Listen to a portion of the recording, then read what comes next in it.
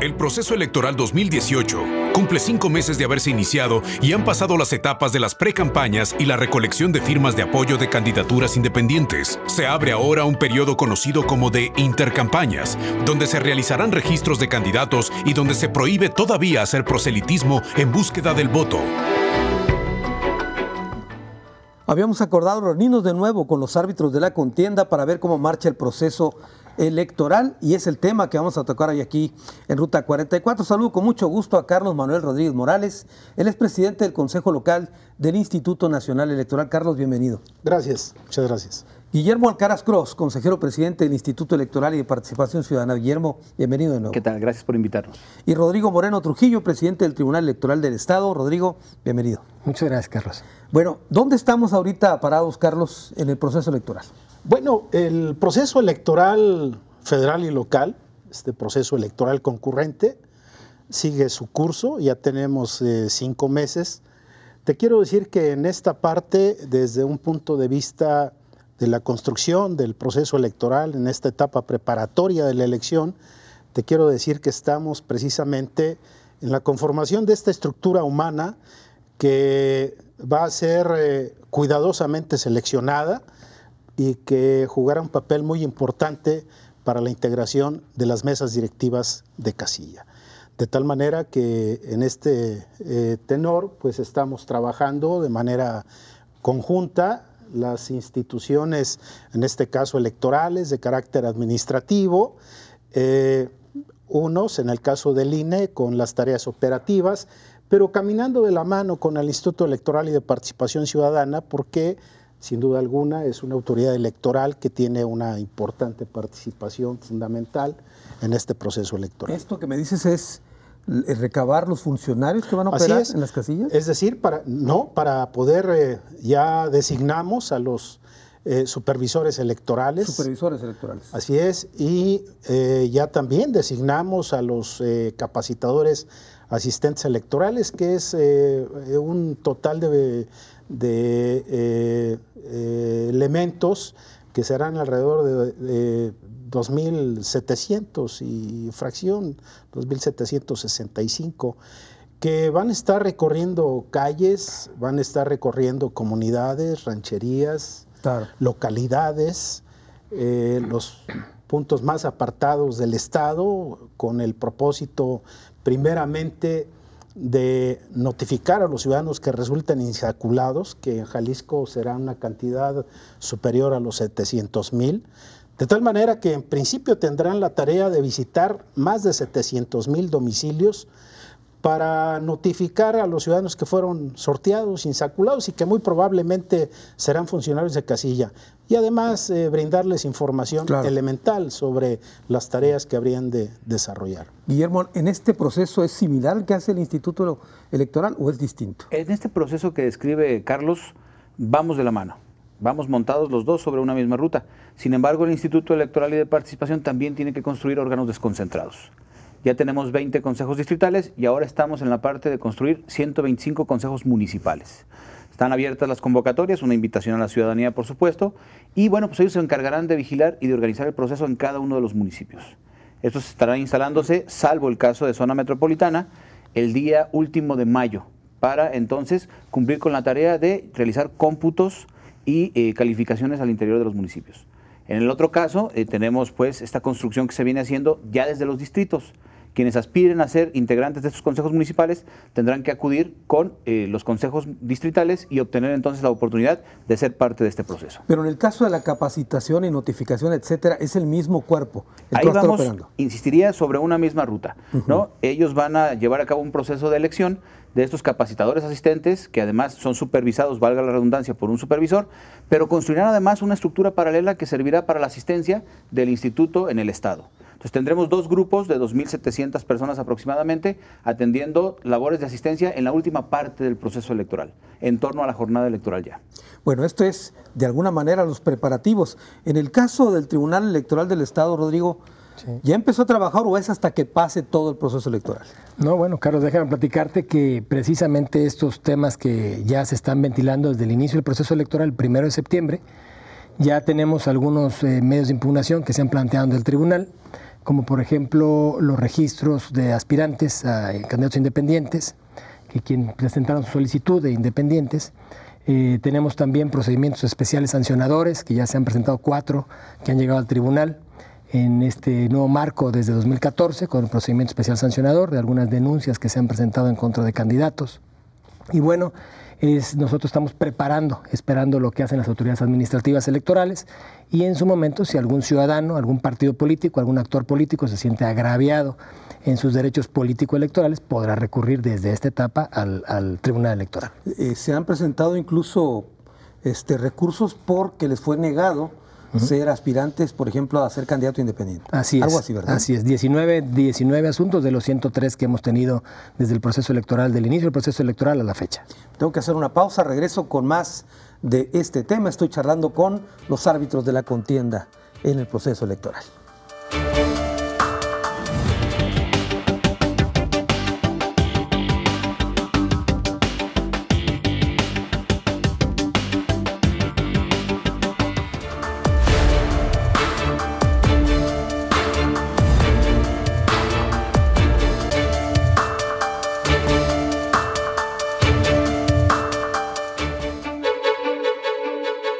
Uno de los elementos distintos en el proceso electoral del 2018 son los aspirantes a ser candidatos independientes, los cuales tuvieron que recabar firmas a través de una aplicación digital proporcionada por el Instituto Nacional Electoral. Algunos aspirantes a la presidencia cumplieron con las firmas de apoyo, pero faltan ser validadas, que cumplan con estar distribuidas en 17 estados y que les aprueben sus gastos.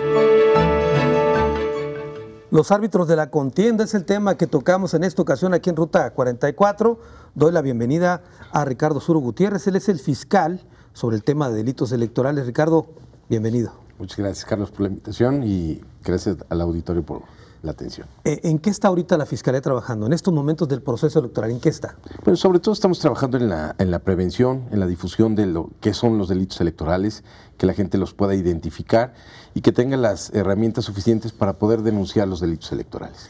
A la luz de lo que han sido otros procesos electorales, Ricardo, ¿cuáles serían, digamos, los casos más recurrentes?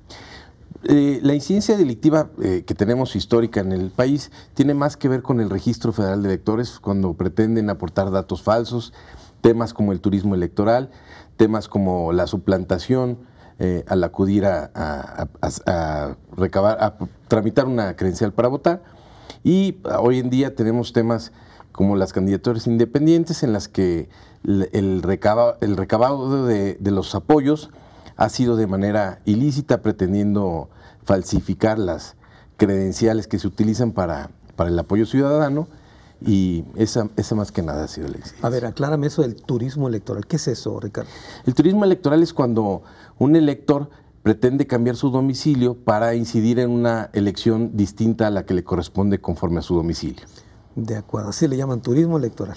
Sí, que finalmente se traduce en aportar datos falsos al Registro Federal de Electores. De acuerdo. Muy bien. Carlos Manuel Rodríguez Morales, ya nos platicaste en qué etapa está el Instituto Nacional Electoral. ¿Qué más sigue? Bueno, estamos en este momento con el periodo de intercampañas. Es importante precisar que en este periodo, que no implica una camisa de fuerza ni de total aislamiento de los actores de este proceso electoral, pero sí implica que los partidos políticos y candidatos no hagan llamados al voto, que no realicen acciones tendientes a demeritar a sus adversarios para que se vote en contra de ellos, y por supuesto no ponderar de tal manera sus programas y acciones que puedan implicar una invitación a que voten por ellos. Sin embargo, es importante precisar que los partidos políticos sí podrán realizar, en este caso, difusión de aspectos generales relacionados con sus propios documentos básicos, su programa de acción en términos generales. Hay que señalar que los partidos políticos podrán hacer llamados para que la ciudadanía se incorpore a su militancia, porque finalmente este es uno de los propósitos y objetivos que tienen los partidos políticos. Deben evitar realizar acciones que puedan traducirse en acciones que serían actos anticipados de campaña, Claro. porque de lo contrario pues estarían violentando la normatividad. Los candidatos pues, no estarán encerrados en sus casas, en sus oficinas, podrán participar de reuniones privadas, podrán inclusive ser entrevistados sin mayor problema. No se coarta la libertad de expresión ni la libertad de prensa, porque finalmente también los medios de comunicación pueden realizar entrevistas o pueden hacer comentarios respecto de situaciones relacionadas con el ámbito político, con el ámbito del proceso electoral, pero sí los partidos políticos en este sentido deberían de ser muy cuidadosos, Claro. para no hacer llamados al voto. A ver, seguramente la gente que nos está viendo ahorita en sus hogares ha de estar preguntándose cuándo Carlos le va a preguntar a los árbitros de la contienda por qué venimos de una precampaña que parecía campaña. A ver, ¿quién me quiere contestar? A ver, si me permites, mira, hay que señalar que, esto hay que dejarlo claro, en el sentido de que finalmente los actores aprovechan cualquier circunstancia que la propia legislación les proporciona. Y sí, efectivamente, concluimos una etapa de precampañas que ante la percepción de la ciudadanía era prácticamente un ambiente de campaña. Pero sin embargo, hay que señalarlo, la propia ley les permite a los precandidatos que puedan realizar mítines, puedan realizar reuniones públicas, de tal manera que pues han aprovechado estas circunstancias siempre y cuando Claro.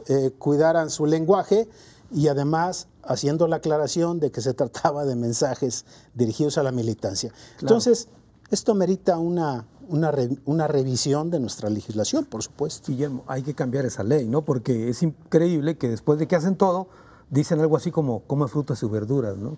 Bueno, a ver, me parece que es parte de un proceso evolutivo, ¿no? Es parte de la dinámica propia de los procesos electorales y de los marcos que hay que ir ajustando a estas dinámicas. Originalmente, solamente aquellos precandidatos que salían a competir al interior de un partido tenían la oportunidad de salir a hacer una precampaña. Luego fue modificada esta óptica a partir de la necesidad que, cuando menos así se motivó la reforma, tenían aquellos precandidatos únicos de convencer a las militancias para que éstas les entregaran el aval y entonces poder ser candidatos. Entonces, a partir de ello me parece que se ha ido flexibilizando esta parte de las precampañas y hoy la sola referencia de decir que es una precampaña y que va dirigida a militantes, bueno, hace diferente un acto que podría ser muy parecido, ¿no? Entonces, me parece que es parte de este proceso evolutivo. Yo creo que sí habría que revisar, habría que recortar estos periodos quizás y quizás abrirlo un poquito más para que dejáramos de actuar de una manera que pudiera parecer simulada. Sí, ¿coincides con eso, Ricardo? ¿Es una simulación? No, bueno, no considero que sea una simulación, sino que tiene un espíritu noble el que los precandidatos puedan contender en un proceso interno partidista para aspirar a una candidatura. Y sí, si dejáramos de lado a los que son candidatos únicos en algunos casos, a veces queda con una desventaja de promoción en este proceso y ahora ante las coaliciones se busca que los partidos que están coaligados adopten a este candidato. Entonces son procesos que tienen una naturaleza noble, sin embargo, ante la opinión pública pareciera ser que son campañas previas a las campañas, ¿no? Sí, Rodrigo, porque decían, este es un mensaje dirigido a la militancia. Pues sí, pero lo oímos todos. Así es. ¿Qué pasa con eso? Bueno, yo comparto lo que dicen mis compañeros en la mesa y la verdad es que esta reforma, que como sabemos tenemos una democracia 30 años a la fecha, una democracia incipiente, pero bueno, muy fortalecida con tribunales, con salas, con institutos, con fiscalías, hoy en día al servicio de los mexicanos, al servicio de los calicienses. Quiero decirte que precisamente lo que decía aquí Guillermo y lo que decían mis compañeros es, tenemos muchas áreas de oportunidad todavía para ir modificando algunos temas, ir acrecentando otros, ir recortando algunos plazos de las precampañas, pero el espíritu fue bueno. La idea es que no se rompa un principio rector en materia electoral, que es la equidad en la contienda para todos los candidatos. ¿Hay denuncias presentadas por esto de simulación de precampaña siendo campaña, Ricardo? No, denuncias como delito electoral, no. Sí. ¿Y ante el tribunal? Ante el tribunal se pueden plantear, ante el instituto, en el primer momento, los procedimientos especiales sancionadores de los que platicábamos hace un momento, y posteriormente serán estudiados en el tribunal si se cumple, si se acredita o no la infracción de la que vienen acusados. ¿Hay algunas, Guillermo? Me parece que aquí se vuelve muy destacable lo que nos comentaba hace un momento el presidente Rodrigo, en el sentido de que, a diferencia de hace 3 años, hoy solamente hay 4 en tribunal. Tenemos algunas otras que estamos procesando, estamos integrando los expedientes y en algún momento llegarán, pero sí hay una diferencia enorme entre lo sucedido hace 3 años y lo que está sucediendo hoy. A ver, ¿qué es lo que sucedió hace 3 años, el grosso modo, y ahora? Había señalamientos, me parece que no había claridad sobre la oportunidad que tenían los precandidatos de actuar, ¿no? Entonces había señalamientos, particularmente hubo uno en Guadalajara que fue muy sensible, en el que salen a la televisión los precandidatos de diferentes partidos y se fija una medida cautelar para que dejen de emitir mensajes. Esto porque se presentaban la posibilidad de alguna violación a la ley. Sin embargo, se fue superado. En el caso de alguno de ellos tuvo que integrarse precisamente esta leyenda de tratarse de un precandidato y seguimos con la contienda electoral. Entonces, a partir de esto que fue resolviéndose en tribunales, se fija una ruta muy clara que hoy me parece ha sido atendida por todos los precandidatos. ¿Hay quejas presentadas ante el Instituto Electoral? Sí hay, pero son mucho menos que hace 3 años. ¿Cuántas, Guillermo? Tendríamos alrededor de unas 12, de las cuales 4 han llegado al tribunal. Efectivamente, lo que dice el presidente es muy cierto, yo lo compartía con ustedes.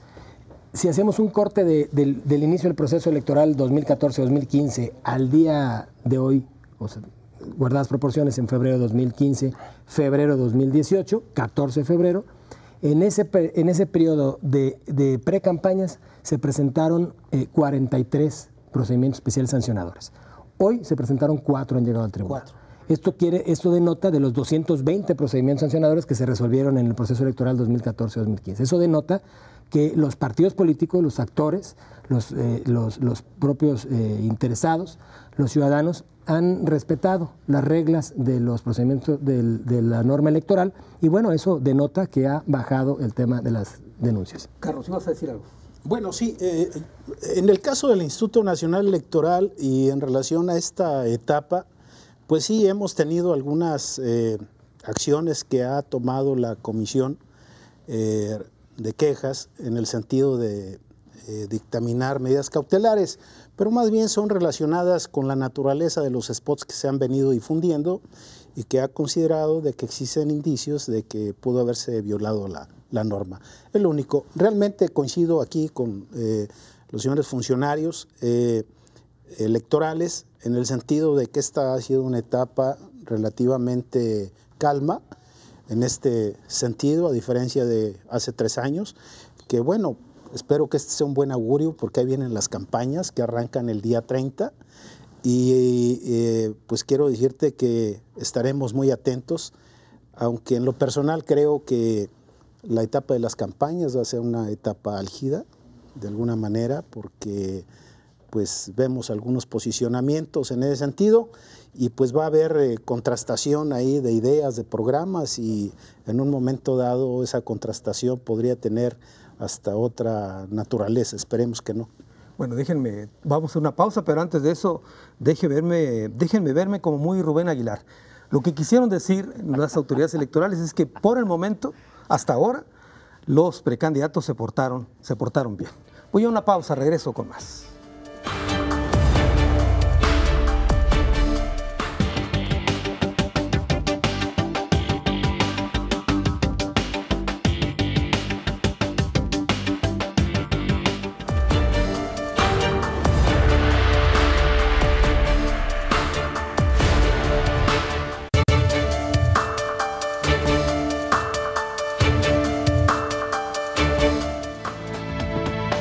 El tiempo de las llamadas intercampañas del 12 de febrero al 29 de marzo implica que los candidatos no soliciten el voto. Pueden acudir a medios de comunicación, pero no hacer propuestas de gobierno o hacer proselitismo. De la misma manera que no pueden aparecer en spots y en reuniones públicas de su partido para pedir el apoyo mediante el voto.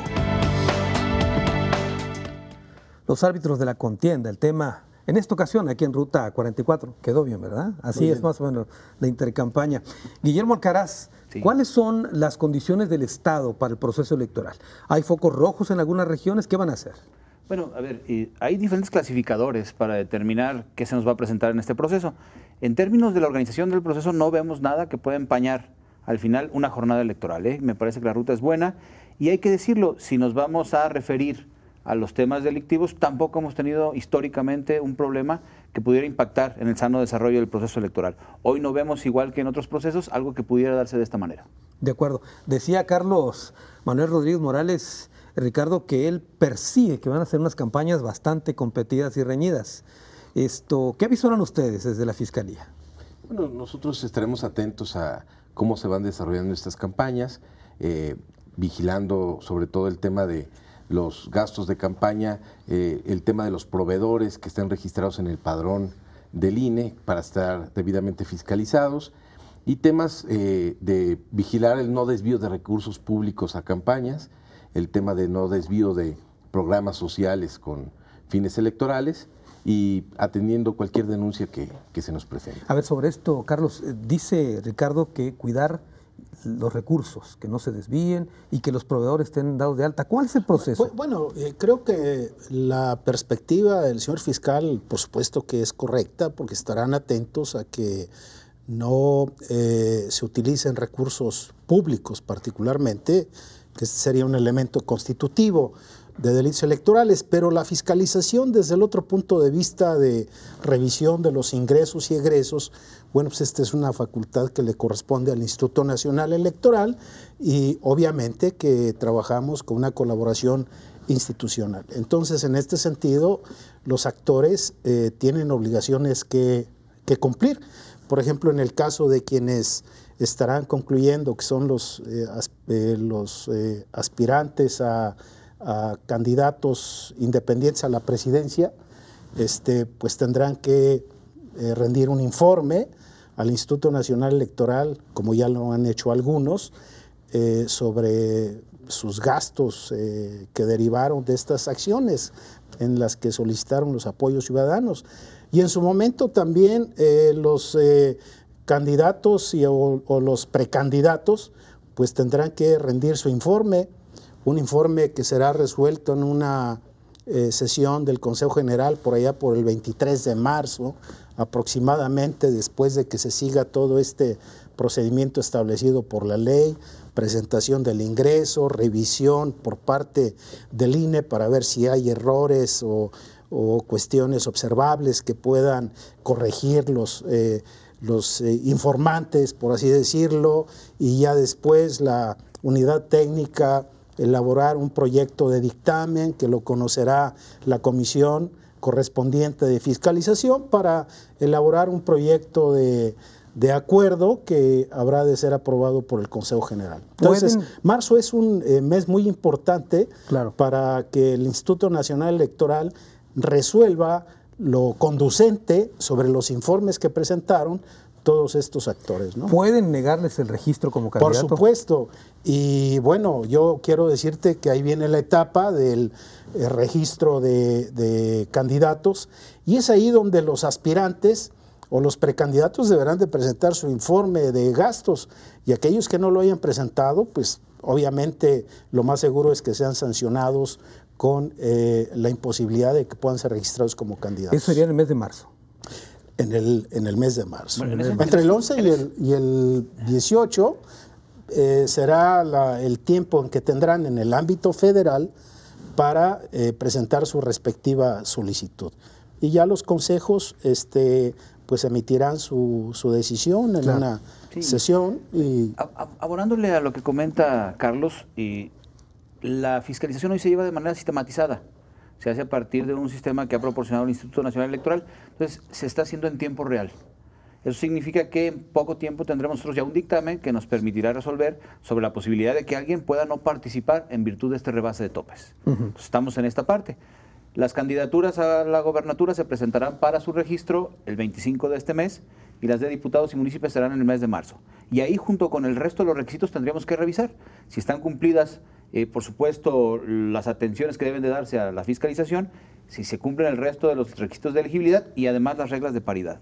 Entonces, una vez reunidos estos requisitos, estaríamos otorgando las calidades de candidatos. A ver, ¿por qué no nos recuerdas los requisitos de elegibilidad y el tema de la paridad? Bueno, tienen que ver con la edad que deben de tener, por supuesto con la habitación, por supuesto tienen que atender estos temas de paridad. ¿La habitación te refieres a acreditar la residencia? Exactamente, ser de aquí o acreditar la residencia.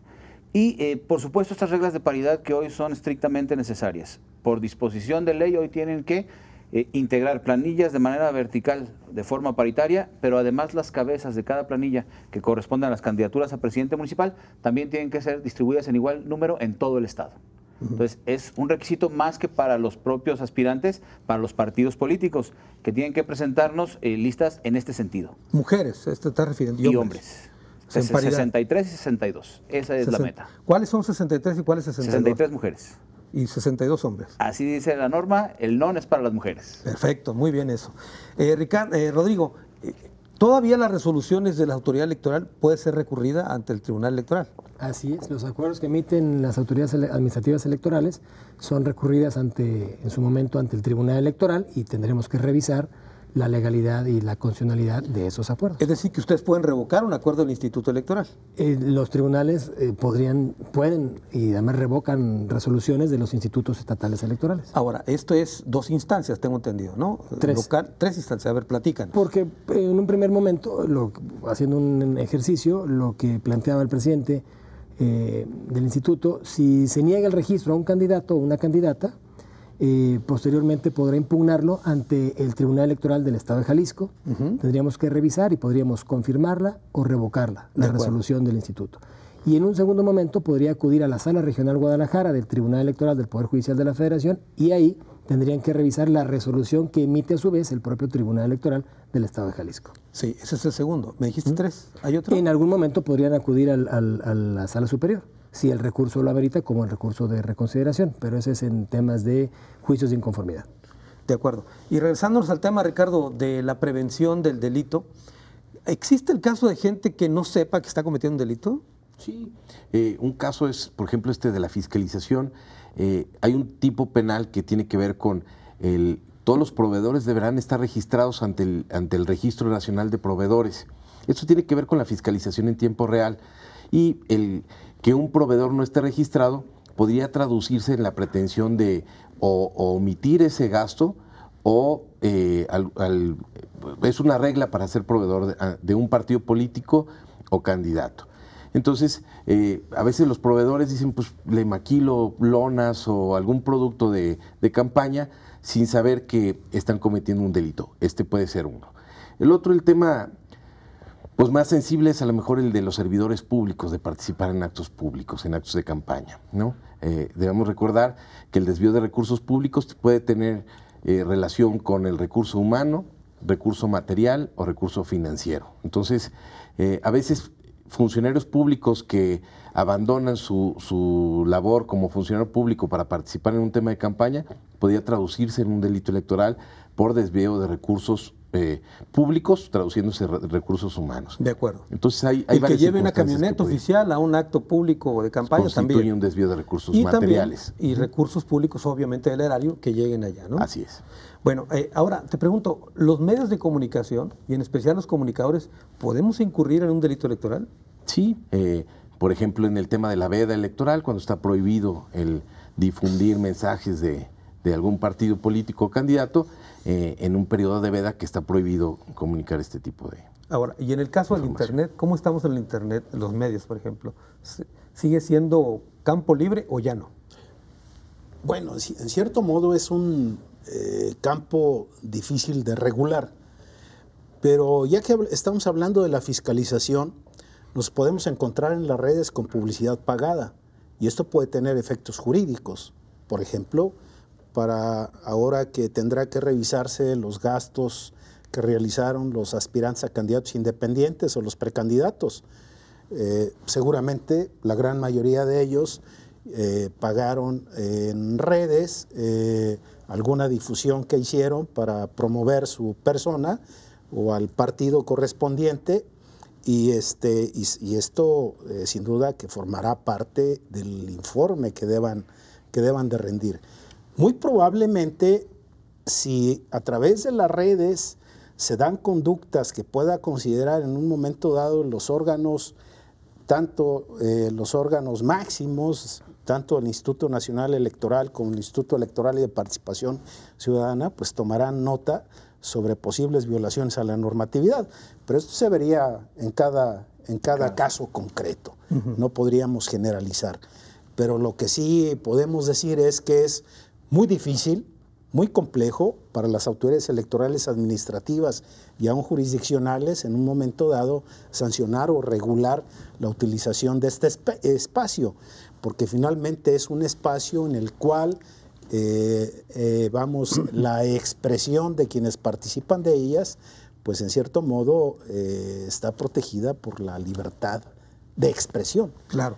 Guillermo Alcaraz, hace un momento hablaban de que hasta el momento los partidos y sus precandidatos se han portado bien, pero en las campañas, digo, yo no soy tan, digamos, confiado en los partidos. Optimista.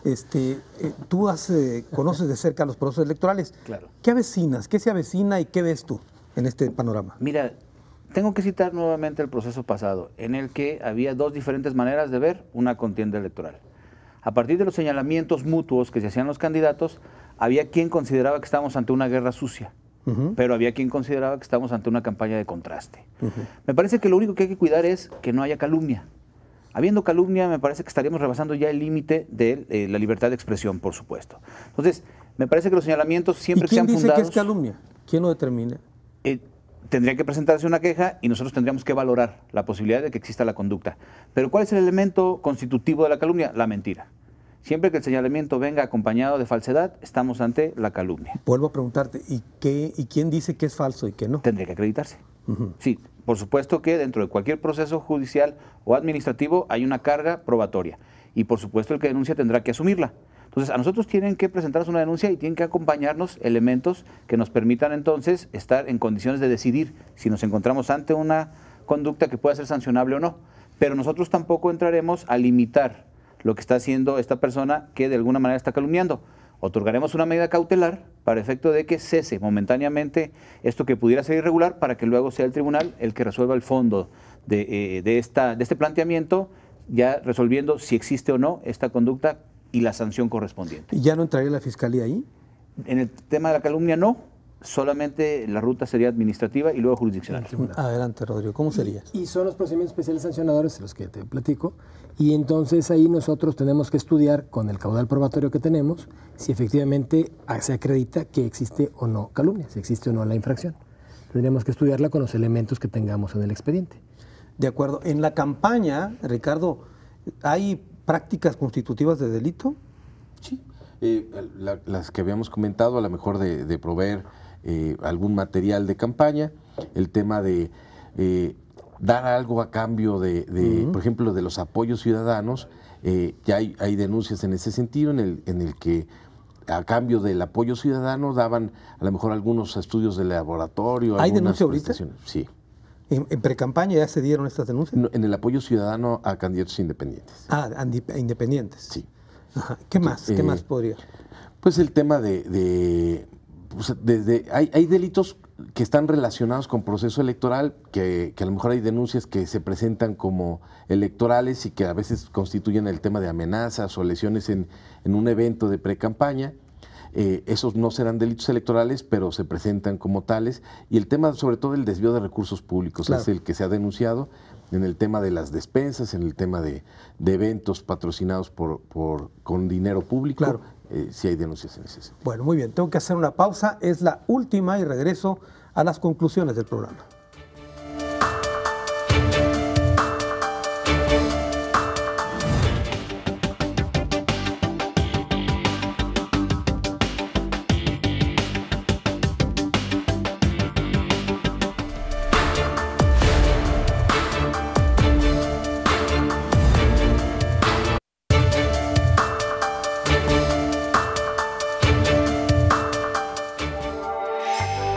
En Jalisco, 27 municipios tendrán candidatos independientes por las alcaldías, donde competirán 35 personas, pero el Estado no contará con un candidato independiente a la gubernatura porque nadie alcanzó los cerca de 58,000 apoyos requeridos. El que más obtuvo rebasó los 10,000 y el que menos recibió acreditó 50. El cantante Vicente Fernández Jr. apenas rebasó las 100 firmas.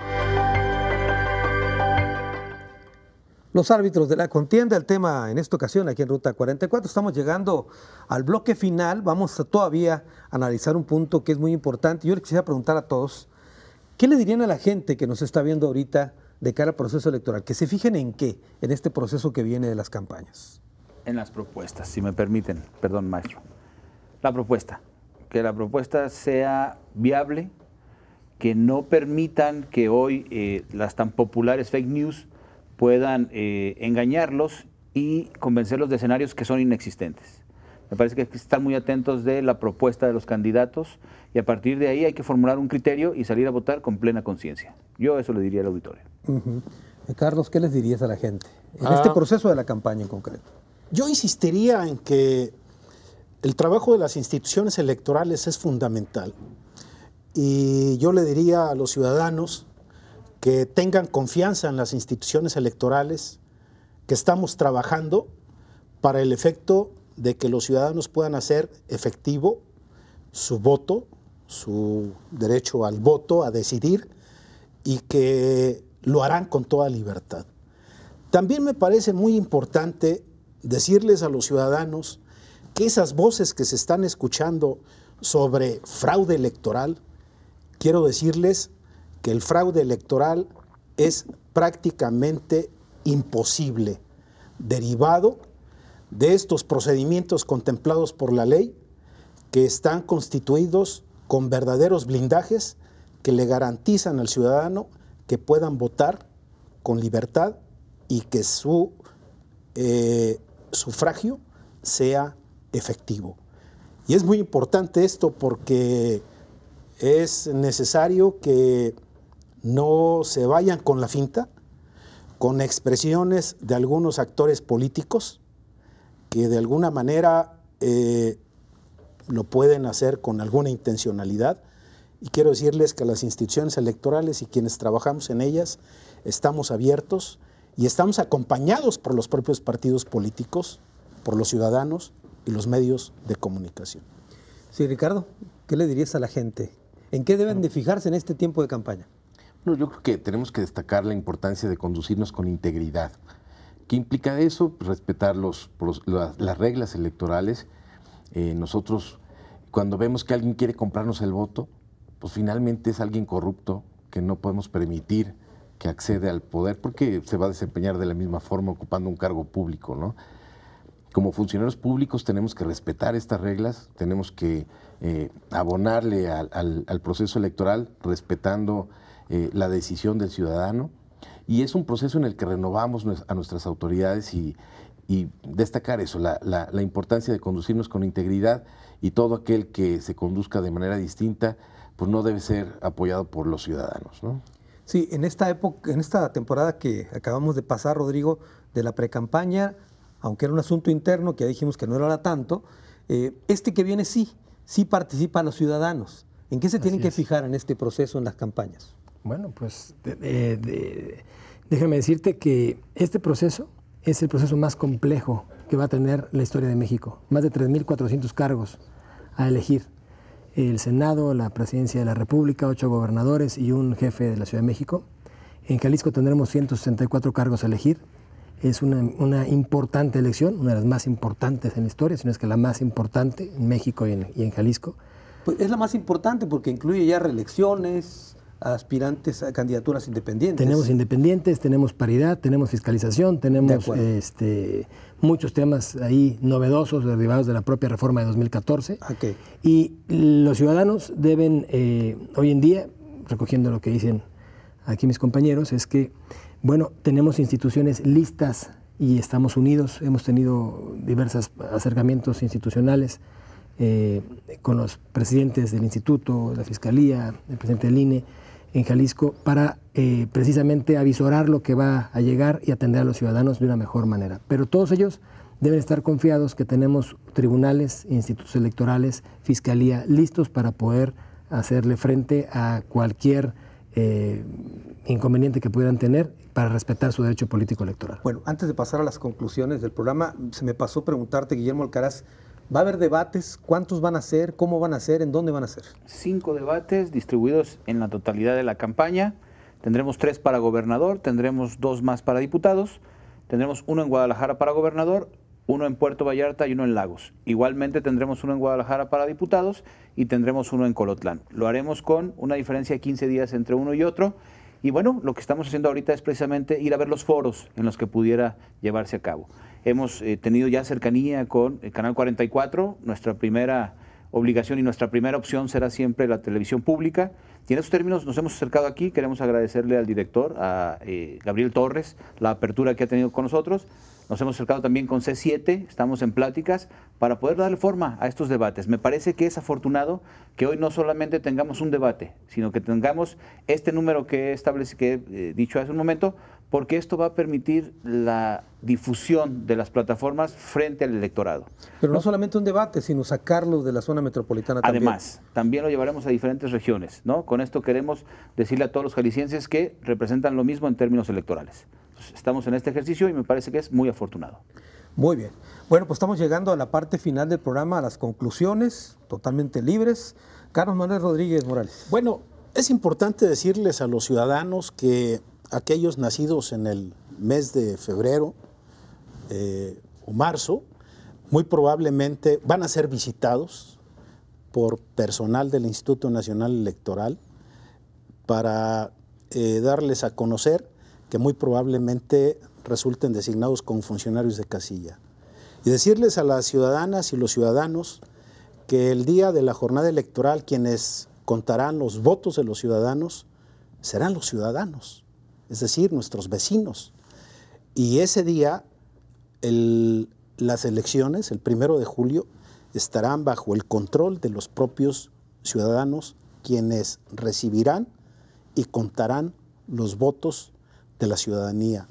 Así de que, pues yo quiero invitarlos para que vayan tomando nota y invitarlos en su momento a asumir esta responsabilidad ciudadana. Que no rechacen en este participar. Momento tan importante para el país, como ya lo decía el magistrado Rodrigo, este es un evento histórico para nuestro país y sin duda alguna los ciudadanos serán los actores que estarán ahí en el escenario llevando a cabo una responsabilidad fundamental, recibir y contar los votos de los ciudadanos. O sea, atender a sus propios vecinos, como dices Así tú. es. Muy bien, Guillermo Alcaraz Cruz, tus conclusiones. En el último programa nos trazamos 3 metas relativas a las figuras trascendentes de este proceso electoral. Paridad, voto en el extranjero y reelección. Me parece que estamos ya de frente, muy cerca de tener que atender estos retos y por supuesto hacerlo de la mejor manera. Estoy convencido de que lo vamos a hacer y lo digo porque quienes estamos en esta mesa estamos y vamos de la mano frente a estos retos y lo estaremos haciendo así hasta el final de este proceso electoral y en el resto de nuestras encomiendas. Estamos garantizando que esta coordinación que se presenta y se encuentra representada en esta mesa le dará buenos resultados a Jalisco. Y no dudaría tampoco en que en este mismo ánimo se encuentre la magistrada presidenta de la Sala Regional, nuestra amiga Gabriela. Seguramente ella está viendo el programa y comparte lo que estamos diciendo. Entonces, esta comunión nos llevará al éxito de este proceso electoral. Hay un asunto que no profundizamos y creo que es muy importante, que tiene que ver con la paridad. ¿Por qué no explicas, aunque sea brevemente, qué ocurre si los partidos no cumplen con este principio de paridad? Es una ruta muy claramente definida a partir de la reforma. Presentan sus solicitudes. Si estas no cumplen con un bloque de competitividad que aprobamos para darle figura a la reforma en términos de paridad horizontal, nosotros podríamos rechazárselas para que ellos corrijan. Si no corrigen, podremos a partir de un mecanismo aleatorio decirles qué municipios son para hombres y qué municipios son para mujeres. O sea, ¿decidiría la autoridad electoral? La suerte, que sería muy lamentable. Por eso, la autoridad electoral haría este sorteo. Llevaría a cabo este proceso. Si una vez realizado este mecanismo aleatorio se persiste en la negativa de ajustar las candidaturas, podríamos rechazarlas inclusive y se quedarían sin participar en algunos municipios. ¿Y qué pasa si ponen a la cabeza de planillas a mujeres en municipios donde no tiene tanta relevancia como otros, por ejemplo? Precisamente los bloques de competitividad que aprobamos para darle forma a la reforma en materia de paridad horizontal lo evita. ¿Por qué? Porque tenemos 3 bloques de competitividad que garantizan que hombres y mujeres estarán en los más altos, esto es ganadores y mejores porcentajes, y también en perdedores o peores porcentajes. Habrá una distribución equitativa en cada uno de ellos. Es imposible que se concentre un solo género en alguno de los dos. ¿Y qué pasa con los que quieren reelegirse? Bueno, tendrán que ajustarse también a las reglas, tendrán que superar sus procesos al interior. Y una vez que lo hagan, los partidos tendrán que entregarnos una planilla que cumpla además con la regla de paridad. ¿Cómo lo van a resolver los partidos? Ellos lo decidieron. Ellos tendrán que entregarnos una planilla que cumpla con esta regla. De acuerdo, muy bien. Ricardo, sobre tus conclusiones. Bueno, destacar la coordinación entre las instituciones, tanto las administrativas, judiciales y de Procuración de Justicia, en sus ámbitos estatales y federales. Hay una buena coordinación, hay una fortaleza institucional suficiente para garantizar un proceso apegado a las reglas que se han establecido. Y bueno, la importancia de la denuncia. Hay una persistencia en señalar que hay delitos electorales, sin embargo, pocos son denunciados, ¿no? Se habla mucho de la compra de voto, pero no hay denuncias en ese sentido. La invitación es a que haya responsabilidad al denunciar, que se denuncien hechos que deban, con las pruebas suficientes para acreditar lo dicho, y eso, el involucrarnos, y si sabemos de un delito electoral, denunciarlo oportunamente. Todas las agencias del Ministerio Público del país, ahora sí hay coordinación entre FEPADE y las fiscalías locales, están capacitadas y obligadas para recibir denuncias en este sentido. Es lo que te iba a preguntar, ¿qué fuerza tendrá la fiscalía que está a tu cargo para atender este tema de los delitos? Bueno, en el estado de Jalisco hay más de 350 agencias del Ministerio Público, todas pueden recibir denuncias de delitos electorales y estamos habilitando la aplicación de denuncia en línea para que el ciudadano también pueda denunciar por esta, ahora que Jalisco se ha jactado del estado de la innovación, estamos buscando habilitar estas herramientas para que todo el ciudadano pueda a través de un smartphone, una computadora, hacer una denuncia por estos medios digitales. ¿Y serán suficientes fotografías y todo como prueba? Pues al día de hoy se le denominan indicios y nos dan las primeras herramientas para realizar las investigaciones y nosotros podemos determinar si constituye un delito electoral, si hay los elementos suficientes para realizar la investigación y por supuesto podemos iniciar una carpeta de investigación. ¿Y qué le dirías a los servidores públicos que están viendo el programa ante lo que me has estado insistiendo del posible delito de desvío de recursos públicos? Bueno, todos están conscientes al día de hoy de la responsabilidad que implica ser un servidor público, de los recursos que tienen a su cargo, además de las responsabilidades administrativas en las que puedan incurrir, pueden ser responsables también por delitos electorales. ¿Hay un asunto de secrecía en caso de que un servidor público quiera denunciar a su jefe? Porque luego hay presiones de los jefes. ¿Se puede hacer? Sí, o sea, si acompañan las pruebas, puede que denuncie un tercero, a lo mejor sí, que no sea el empleado directo, podría hacer esa, siempre y cuando, repito, que haya los elementos suficientes para sostener esa acusación. Muy bien. Rodrigo Moreno, tus conclusiones. Pues yo invitar a los ciudadanos y a las ciudadanas que escuchen las propuestas de los candidatos, de las candidatas, de las ofertas políticas que hay hoy en día, y bueno, pues que estén ciertos que el tribunal está listo para atender los derechos políticos electorales que sientan vulnerados los actores, los partidos, los ciudadanos en ese sentido, y pues también compartirles que yo aspiro a que los candidatos se mantengan en el orden como lo han demostrado en este periodo de precampañas, y que así se conduzcan hasta el final del proceso electoral. En este caso, el Tribunal Electoral atiende particularmente a qué tipo de denuncias o quejas, de los partidos políticos, de los precandidatos y candidatos, o también de la ciudadanía. De la ciudadanía, cuando lleguen en un primer momento al Instituto Electoral, en los procedimientos especiales sancionadores, y después lo resolverá el Tribunal Electoral del Estado de Jalisco, resolverá en un plazo de 72 horas, ponernos en estado de resolución. Los procedimientos especiales sancionadores son los de más urgencia, por lo mismo de de la peculiaridad de este procedimiento especial sancionador, los juicios ciudadanos pueden ser o los partidos políticos al interior, los militantes del partido político, cuando quieren formar sus dirigencias y se sienten vulnerados en sus derechos político-electorales, vía juicio ciudadano, acuden al tribunal. O los propios candidatos o los ciudadanos o ciudadanas, cuando buscan una candidatura, el registro les es negado, por ejemplo, o cuando vamos a los juicios de inconformidad, en su caso, por el tema de la diferencia de votos entre primer y segundo lugar, o las causas de nulidad de votación recibida en casilla. Muy bien, muchas gracias, Rodrigo. Gracias, Carlos. Muchas gracias. Gracias, Guillermo. Muchas gracias. Ricardo. Gracias, Carlos. Y bueno, los quiero convocar, si les parece, a que hagamos un tercer programa, Claro. previo a la jornada electoral, si les parece, que nos reunamos de nuevo para hablar precisamente ya nada más de la jornada electoral. ¿Les parece? De acuerdo. Ya están convocadas las autoridades, regresaremos entonces previo al proceso electoral. Por lo pronto, hasta la próxima.